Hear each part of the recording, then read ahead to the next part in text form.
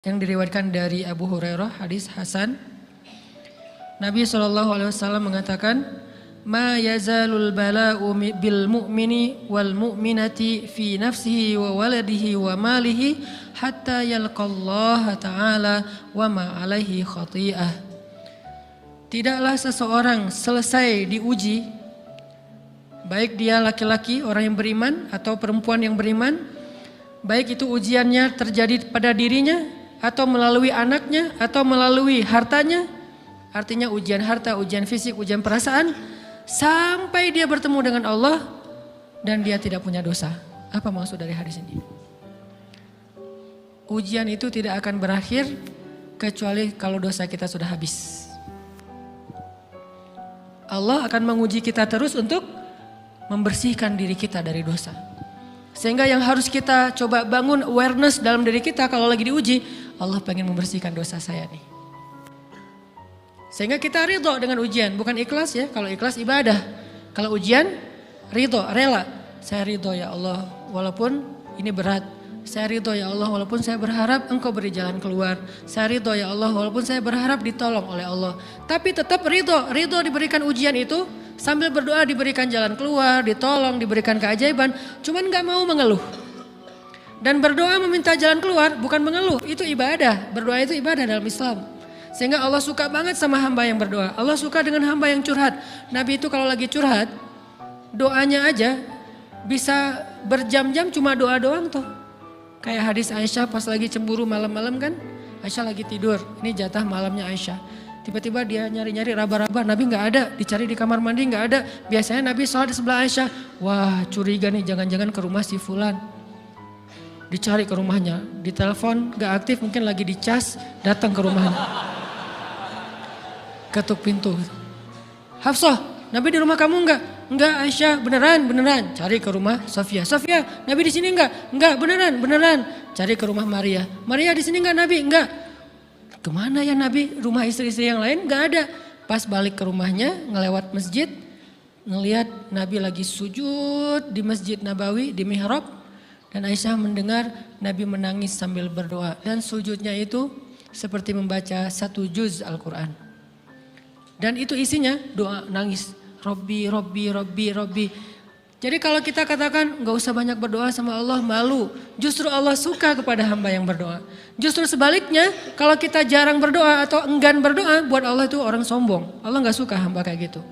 Kamu gak butuh saya, sama kayak kita lagi ada masalah, punya teman yang punya kelebihan harta, terus kita kayak bingung gitu nyari kesana kemari pinjaman, dia gak dikasih tahu. Pas dia tahu dari orang lain, dia ngomong apa? Kamu gak nganggap saya ya?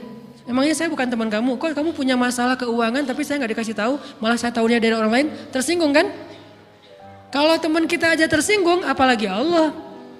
Kamu punya masalah kok gak ngomong ke saya, wahai hambaku? Bukan berarti Allah gak tahu, Allah tahu, cuman Allah berhak, bukan ingin ya, berhak untuk dilibatkan. Allah berhak untuk dicurhatin. Allah berhak untuk dijadikan tempat kita untuk habis-habisan menangis dan melampiaskan masalah kita kepada Allah dalam bentuk curhat-curhat dan doa.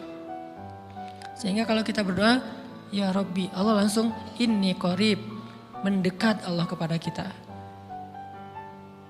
Jadi teman-teman yang dirahmati Allah, kalau kita punya masalah, kita coba bangun awareness, oh Allah pengen membersihkan dosa-dosa saya nih.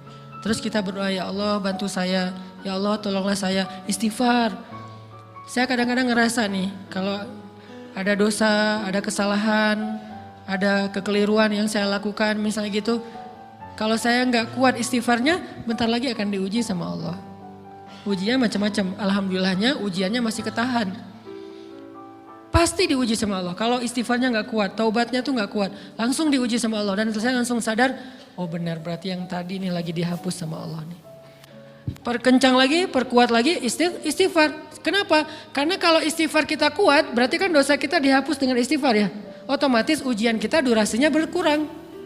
Makin kuat istighfar, makin berkurang. Kalau istighfarnya udah mantap, udah selesai, Allah cabut tuh ujian kita. Diganti dengan kebaikan.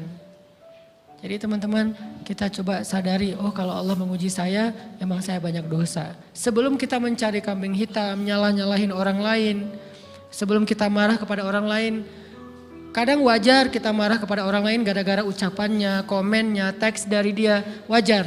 Tapi sebelum itu marah dulu kepada diri kita atas dosa dan kesalahan kita yang baru saja kita lakukan. Atau yang dulu kita lakuin dan belum benar-benar kita tinggalkan.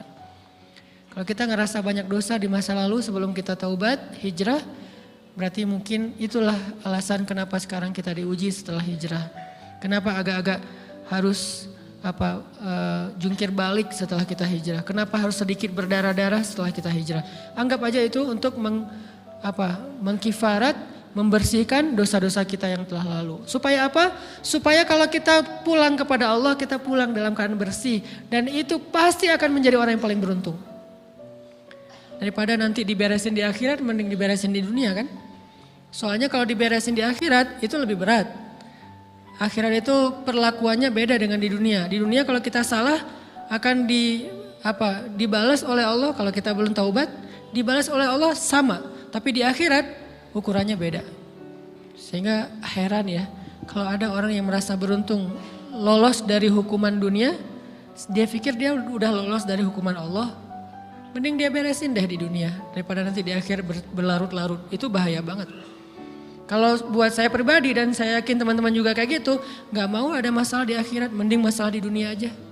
Tapi masalah di dunia juga kita gak mau berlarut-larut, pengen cepat dimudahin sama Allah. Caranya istighfar.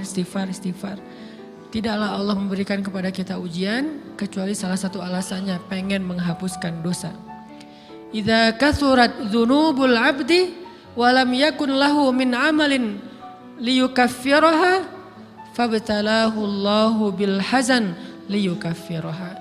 Kalau seorang hamba banyak dosa dan dia nggak cukup amal untuk mengkifarat dosa-dosanya, Allah akan menguji dia dengan rasa sedih, dengan rasa kecewa, dengan rasa berat, sakit hati untuk mengkifarat dosa-dosanya.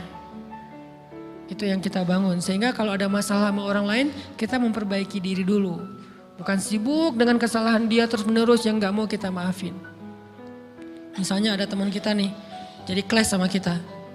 Hal pertama yang kita bangun, astagfirullahaladzim saya banyak dosa nih. Tapi kan yang salah dia, ya. Tapi mungkin dia nggak akan mengatakan kalimat itu, nggak akan bersikap kayak gitu kalau kita nggak punya dosa.